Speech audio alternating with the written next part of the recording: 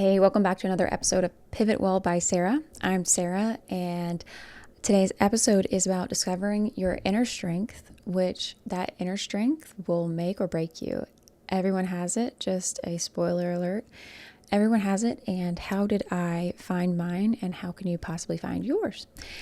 Before I dive into that episode, I do want to talk about, just reiterate the purpose of this podcast, because that's something I wanted to think about, a little bit more. I had this idea. I have a ton of ideas. They're flowing around all the time.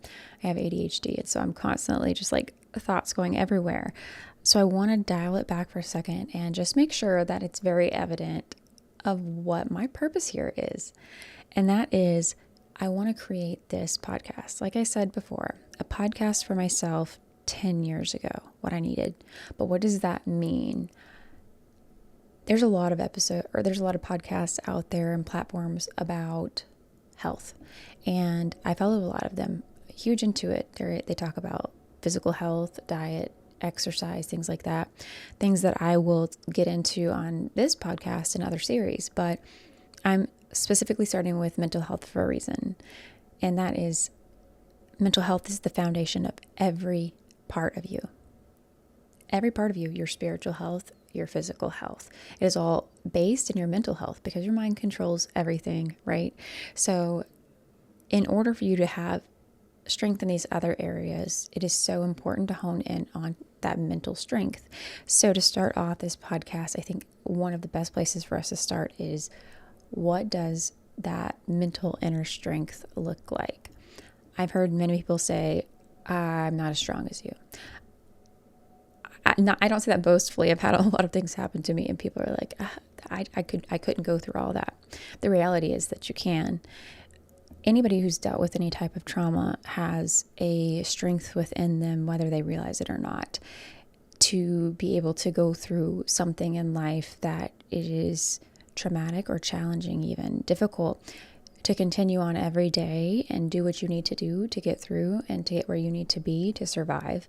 That is strength. Now, how do you reshift your mindset from being the victim of what happened to you to taking ownership of your life and your health? That's probably the hardest part. So I do have people who I will talk to them and I will tell them the things that I did to get to where I am. And they'll say, but I just don't have that in me. And I want to challenge that everyone has it in them. I believe everyone has the same capability of mental strength. It's the mindset that gets in the way so many times. It's people's mindset around things. In my situation, I dealt with emotional abuse, and one of the mindsets that I was put into was that I wasn't as strong as I was. And I think because I was so strong-willed that eventually my physical health was weaponized against me to show that I was weak and I would always be dependent on someone. And there was a part of me, I have to say, that never believed I was weak. And I just had the wrong idea of strength. And so in my head, I was like, I'm tough and I could do anything I want to do. And that was so helpful for me. That got me to where I am today. My view of strength, though, was definitely skewed because I also kept a lot of things in. And I'm like, I'm going to deal with this on my own. I don't need anybody else. I don't need anybody for anything. That is actually something that I created within myself to protect myself. There was a time in my life where people would take advantage of me in a weak moment. And so I decided I would build this, what I saw as strength within myself to get through these things. And it served me well. And then it eventually became a stumbling block in my healing journey. But what is strength? Let's start there. What is strength to an everyday person? If I were to ask somebody on the street that, you'll get several different answers. They might say physical, somebody who can bench press 250 pounds. That's a physical strength for sure. Somebody I've heard from people I know, somebody that can, tough it up and deal with things, and they can, they deal with it on their own. And some people consider that strength, and some people consider strength to be tenacity. I think there's a huge amount of strength in a tenacious person. I prided myself on being tenacious, but I always thought that just keep continuing to go and go and go and push through these things was the only type of strength. And I was neglecting the part of myself that was afraid of what mental strength looked like. And that is finding that control of your mind once it's been taken from you. It was one of the hardest things to do. It was one of the things I felt the weakest in at the time. When I went into therapy and I sat down on that couch, my strength was, I don't need her. I can do this on my own. I don't need her. I'm here just to get basically a slip saying I'm not crazy. And the real strength was the 9 years of therapy I've put in. It is hard work and it is tough, but it was not something that I just had.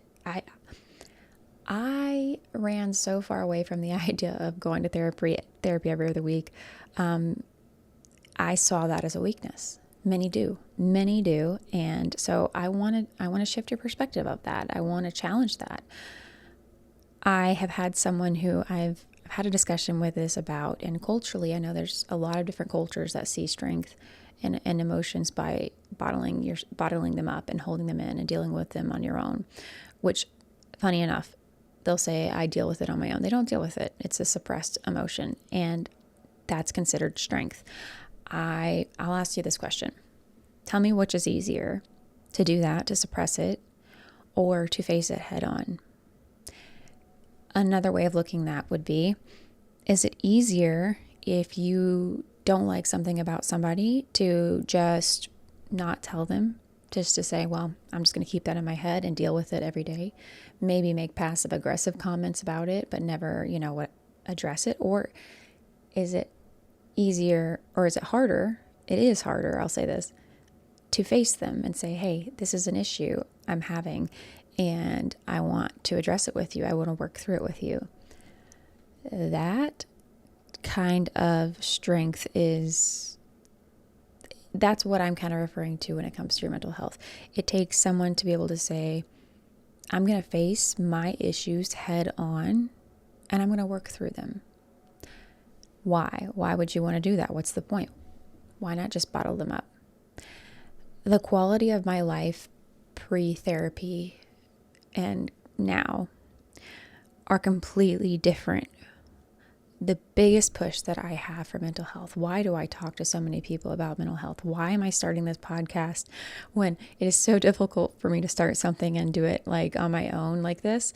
I have a hard time with self-motivation and extracurricular activities like this. I can't even consistently go to the gym. So why do I feel so compelled to tell you?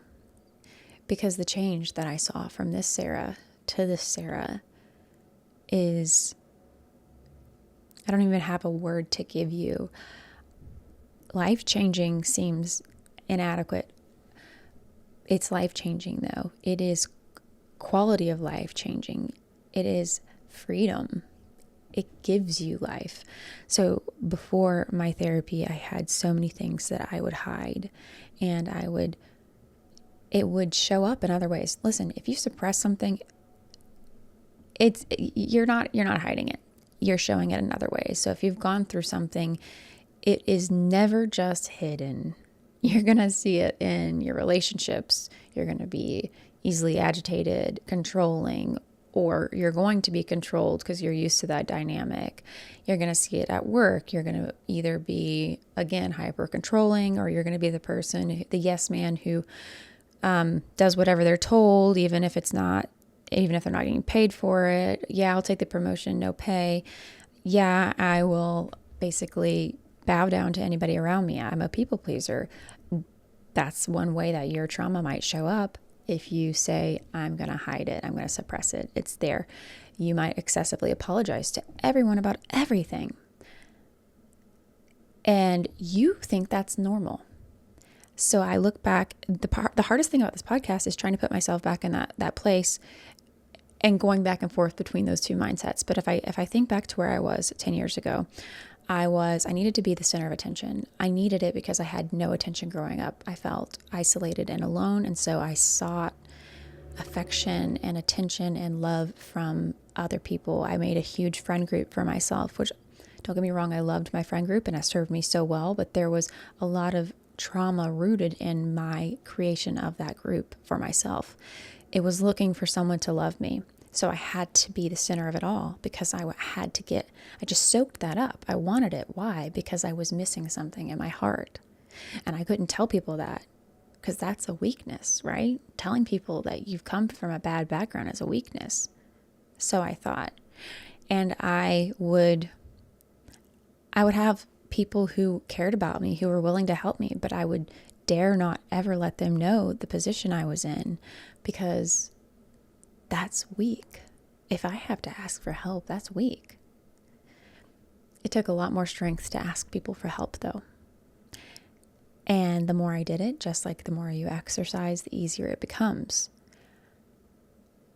So the quality of my life shifted because suddenly I was free from these negative ideas of strength and negative ideas of success.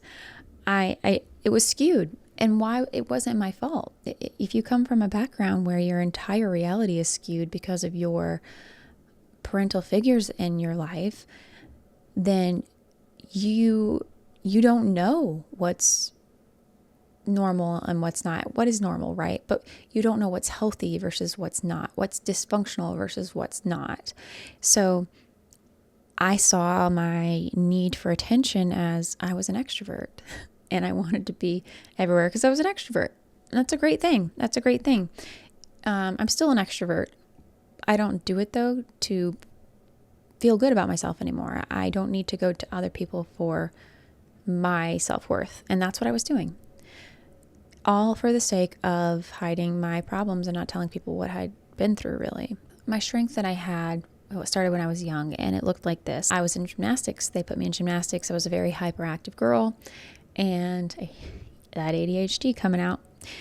And so I joined gymnastics, and I wanted to be good, and I wanted to be the best. I wanted that affection that I was missing from my parents. My grandparents were doing a really good job at filling that in, but it is a child's desire to be accepted and seen by their parents. So in gymnastics, I wanted to be the best, and I wanted to win as many medals as I could. I have, 50 medals in my closet right now that I could throw away because there's still some type of attachment to them for me. So I sought for that there, and I was so tough. I could climb a rope 3 times up and down. I could do pull-ups, 10, 15 pull-ups on my own. I could do back handsprings, back flips. I was doing all these things, right? And I saw that as strong, and I was so tough, and I was so strong. I was faster than anybody in my class, and I was tough. I was strong.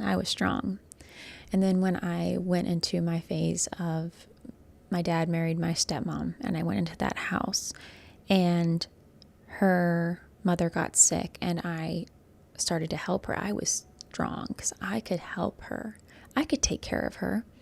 I could do tasks for her that an adult should have been doing because I'm strong. I'm tough. I can do it. And then when we got the foster kids and they needed someone to be there for them, I saw that. And I can do that. I'm strong. I can be there for them. And my parents, especially, so my stepmom did try physical punishment. I was strong. You could do whatever, and I was so strong. So she shifted my punishments to other things.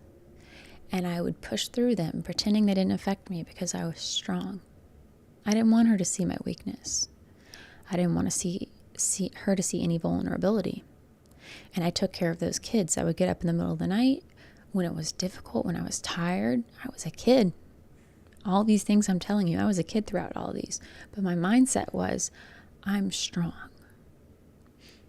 And I would go to school and I would talk to my friends and I would pretend like I had the same life they did. Never tell them what was going on because I was strong. Then I got sick at 15. I almost died. I sat in a hospital bed for 18 weeks straight at one point. I had bags, tubes coming out of me, tubes going in my nose, surgeries. I had blood draws every morning. I had painful procedures. And I was strong. I was tough through every single one of those. People would tell me too, oh my gosh, you're so strong. I can't believe how strong you are. And I loved that. That was my control in my life that had otherwise no control. I mean, I had to drop out of high school for this. So I had to find a way to still be strong in my eyes, because dropping out of school is weak. And so, yeah, my identity became that sick girl who pushed through all of that. While I was in the hospital, I decided to talk to other people. I was really pushed into that one. But it was shaped to me to make all these videos talking about how strong I was, so that someone else could get attention for what I was going through. And I did it because I was strong. Then I came home and I was supposed to just adapt back into life. And it started to get harder to be strong. All of these things I was suppressing were starting to come up. And I could feel my moods changing because I was easily set off because I was suppressing so much. And it didn't take a lot for all of that sadness and hurt and loneliness to come up. So if somebody said something to me the wrong way, I had to find a way to twist that into a strength, and it became anger. And I became defiant. And it became actually a battle between my stepmom and I, because she had a similar mindset. She had years and years and years, decades of pent up trauma that was never resolved. And so she had a desire for control. So that butted heads with me.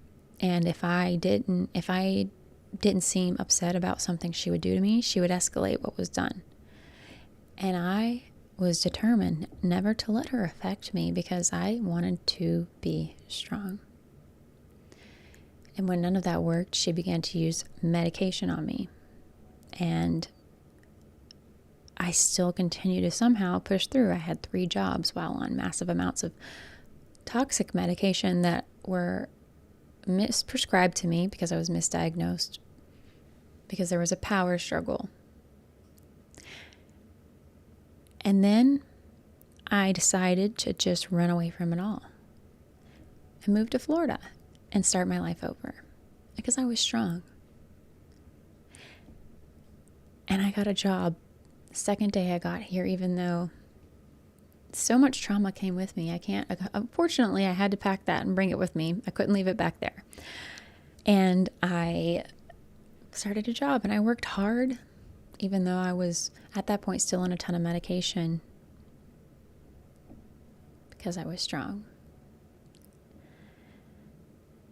And that strength became a prison to me. I was so determined to not let anyone see what had happened to me, for fear of being perceived as weak. So therapy was my absolute arch nemesis, because the whole idea of therapy is displaying your weaknesses, your perceived weaknesses. But that's hard to do. It's hard to go and sit down on a couch and talk to a stranger about the things that have been done to you, that have haunted you your whole life. And in the name of being strong, you hid so deep, you built up so many walls within yourself that you don't even know how to show what happened to you. Your mindset has been so twisted into this idea of, I need to protect myself. And I did. I took part of me that I cared about, that little girl who was the only happy time of my life, and I put her in a wall, and I wouldn't let anything touch her. And in that process, that's the very foundation of who I was. I lost who I was. I had to recreate myself into this version of this person who just had to be the best at everything. And so now I sit at a therapist's office, and she asks me about my life. How do I tell her all of that? That's the fear that everyone has going into therapy. I know exactly why you don't want to go into therapy. The most overwhelming feeling is having to lay it all out for someone. And you've downplayed it in your head for so long that you think they're going to see it as nothing because you've diminished it to yourself. But the beautiful thing about a therapist, beautiful thing, they're an expert. They know that. When you walk into that office, they know exactly what you've done. And they can help you unpack that far better than you can, deal with it on your own. And I began, but brick by brick, taking down walls around things. And as I did, I slowly started to be able to tell one person that was really close to me. And then I was able to tell another. And you know what they would say to me? I can't believe you went through all of that. You're so strong. But the strength that they're talking about is different than what I had thought in my head. Suddenly, they're seeing my strength of enduring all of this and now being vulnerable and opening up with them. They see that as a strength because it is. All of these things, the word strong, the word weak,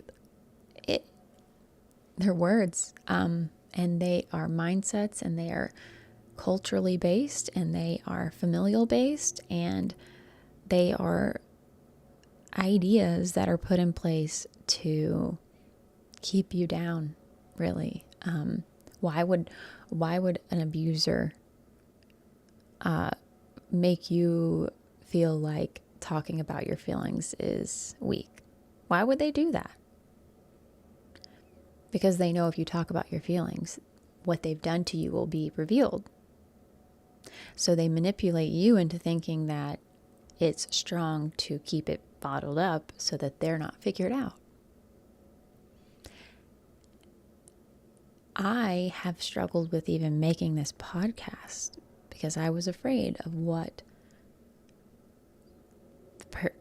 was done. Those who did what was done to me would see this, and then I was afraid of what their reaction would be. So years and years have gone by since I've had any interaction with them, and I'm still afraid of what they're going to do to me. And that's exactly where an abuser wants you to be. It protects them. It doesn't protect you. And so taking your life into your own hands is finding a new view on the word strength. And everyone has it in them.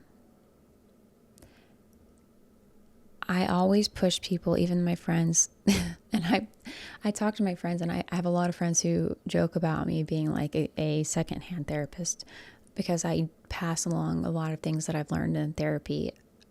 I've been in it for so long. I love it. And I don't just go to therapy. I also study things on my own because I find psychology to be very interesting. I'm a I'm a scientific person. I have a degree in nuclear medicine. I love physics. Why do I love psychology? Because it is a science and it is a mystery. But with that being said, I have people that come to me and I'll talk to them about things, but I will still always direct them to a therapist because a therapist can guide you through the journey of unpacking those traumas in a safe way that it empowers you to release the things that you were told to keep quiet about because that protected somebody else. And there's so much that goes into it. There's the aspect of a child wants to protect their loved one, their parent, because that's your human nature. Of course, you don't want, to perceive the person who was supposed to be your caretaker as a bad person. That would mean at one point in your life when you were most weak, you were in the hands of someone who was dangerous. And so that goes against your primal nature. And so you twist that in your head and perceive them as okay and you as the problem, because that's a coping mechanism. And that doesn't mean that you're broken. It actually means your mind is doing exactly what it was designed to do. My therapist has to remind me of that all the time. This is exactly what you were designed to do. Protect yourself, cope with things like this. And so then you go into therapy and you learn to flip those mindsets into a more realistic thing as an adult.